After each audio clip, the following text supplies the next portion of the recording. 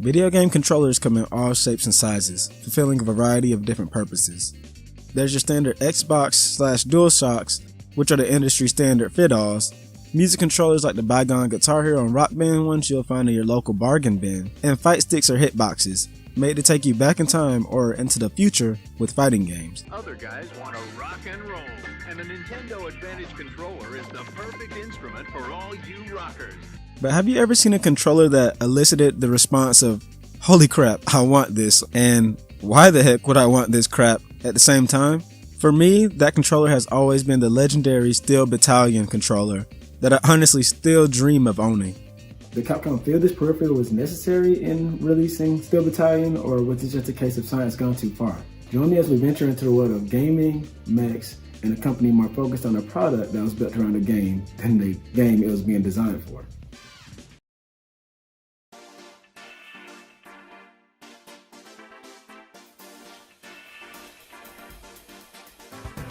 The year is 2002, and Capcom is predicting a great year in terms of game sales.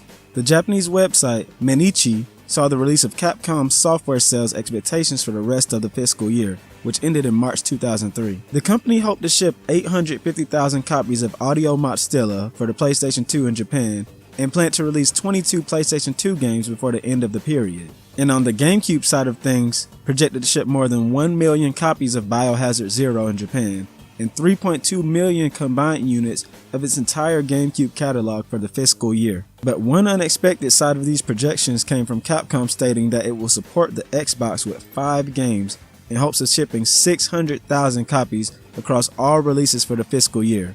The reason this was so surprising is due to the fact that the Xbox has always struggled to take off in Japan due to just not having an audience appeal for that side of the world. A story in gaming that I plan to dive into much deeper for a future video.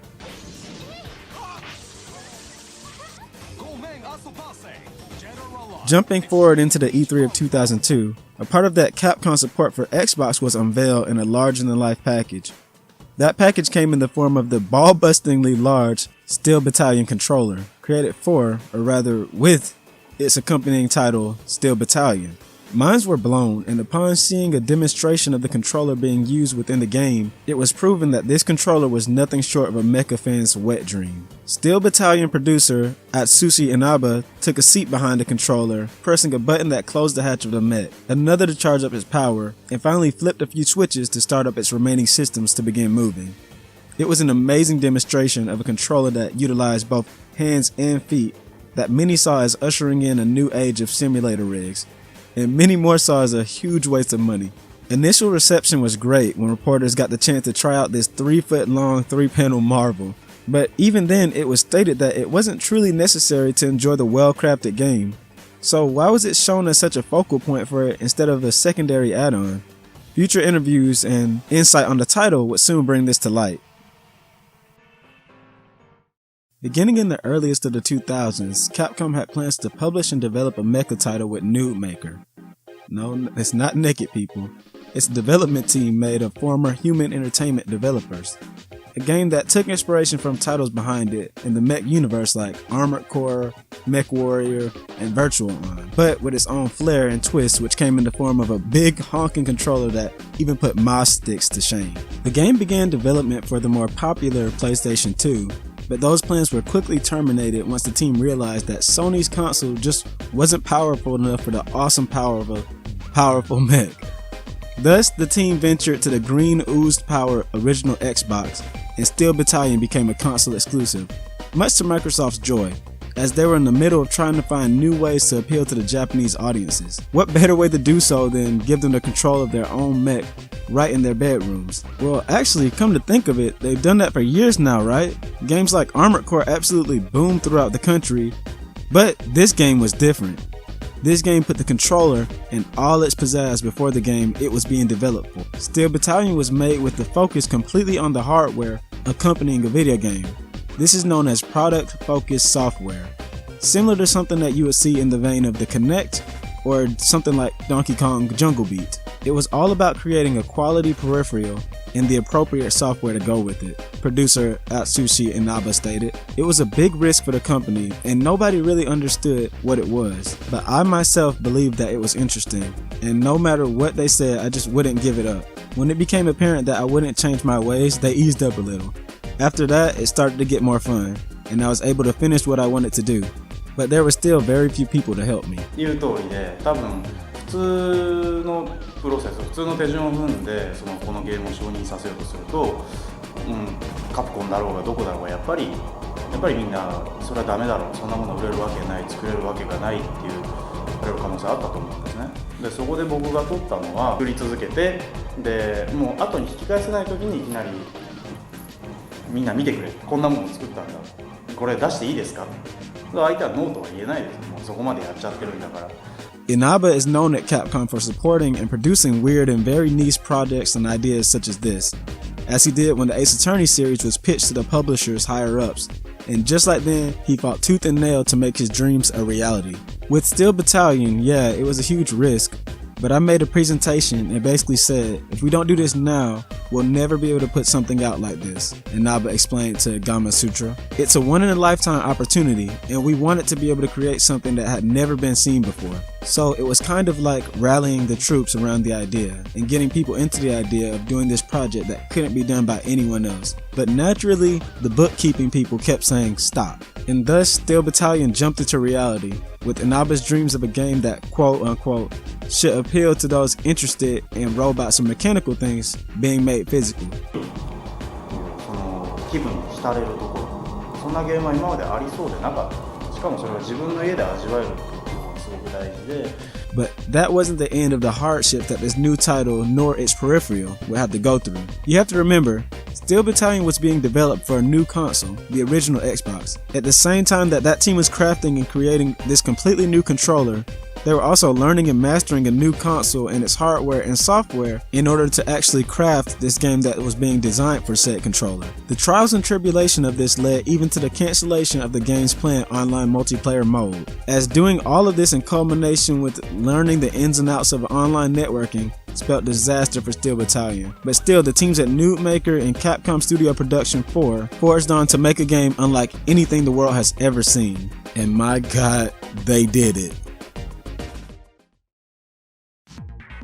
While I don't have access to my own Steel Battalion controller, I still wanted to fully explain just how it works because it's definitely one of the most daunting controllers out there. Steel Battalion's behemoth of a controller comes equipped with 2 joysticks similar to those of Virtual On, 3-foot pedals, a lever, a knob, and about 40 buttons. To learn to operate it might be an accomplishment that rivals that of being forklift certified. Thankfully, others have broken it up to make learning to pilot your mech digestible. Let's start with the pedals. The sidestep pedal is used in leaping in different directions. The brake pedal is used for braking, and the accel pedal is used in, well, acceleration. The left side of the controller holds the gear lever, which is used to change gears, the rotation lever, which is used to turn left and right, the change stick, which is used to move the main camera, and toggle switches, 5 buttons used in powering up your mech. The center of the controller features the communication buttons, which are used to communicate with the current frequency, a tuner dial used to change between 5 comm frequencies, function buttons which are used for mission specific actions, weapon controls which are 6 buttons used for weapon actions like reloading and changing your weapon, and the right side of the controller is the home of the weapon trigger, the eject command, the multi-monitor buttons, and the cockpit hatch, ignition, and start button. It all comes together to be a controller that only the largest of mecha fans will fall in love with, and unsurprisingly they did. Steel Battalion somehow became a moderate success and was well received from game reviewers everywhere, eventually breaking even in terms of sales. 1000台とか売れたらいい方なんじゃないかっていうこともよく言われてましたけど、何万っていう数の人が支持してくれて、実際に遊んでくれて、しかもその反響がすごくいい、すごく面白いゲーム、すごく楽しいっていう声をいっぱいいただいてるんで。I still think the coolest thing to come from it was the game's usage of the eject button, which forced you to either eject from your mech to escape a botched mission, which in turn saved your progress, or die in battle, which left you with a failure and a lost save. The game just oozes love for mechs and I absolutely love it, even though I've never gotten to play it using the controller it was made for. The Steel Battalion controller is a labor of love that was made due to the ambition of one man and the team behind him. A labor of love that's still looked upon fondly by the exact group of people it was made for to this day. Time after time I've seen Armored Core fans look into it and using other such controllers like it in the various titles of the series, with some going as far as doing so. Because let's be honest, the controller is just freaking cool. I got a comment the other day when I asked if anyone was getting a special new controller for Armored Core 6 that was like, bro, you don't need anything fancy to play it, just play it, relax. And this controller is the answer to that just as much as getting a controller with extra paddles is. Do we need it? Not really. So why get it? Because it's freaking cool to feel like I'm actually piloting this mech that I'm virtually flying around in. I feel the same way when I play Armored Core games using a paddle-equipped controller. It feels like I'm using advanced tech to fly around in my mecha, and not only does it give me more control, but it feels freaking cool to do. This is why Steel Battalion elicits such a passionate response from those infatuated with it. It was made out of passion and thus has birthed one of the most powerful legacies of any controller. Heck, even the Nintendo famous Shigeru Miyamoto was jealous when he saw the controller and the game attached to it become a thing, because he wanted to be the one to develop a game where you can pilot a giant machine like it, but Capcom beat him to the punch, which led to the creation of his 3DS exclusive game Steel Diver. Steel Battalion wasn't the end of the controller's initial legacy, however. The game received DLC and 2 sequels in Steel Battalion Line of Contact, which was another OG Xbox exclusive that used a controller, and 2012 Steel Battalion Heavy Armor, which failed due to ditching the controller for the Kinect, showing that the series just really wasn't viable without the legacy of that controller, and of course with the addition of the Kinect and its inability to truly read movement. All in all, the Steel Battalion controller is one that will live on in the hearts of many, with the mech-loving gamers still waiting and looking for that peripheral that can replace it, myself included, because I'm a sucker for stuff I really don't need. With that said, let me know what you think of the Steel Battalion controller. Do you own one? Have you tried it? I honestly would love to hear it all. Thank you so much for watching, thank you for supporting me, and have a good afternoon, evening, or night.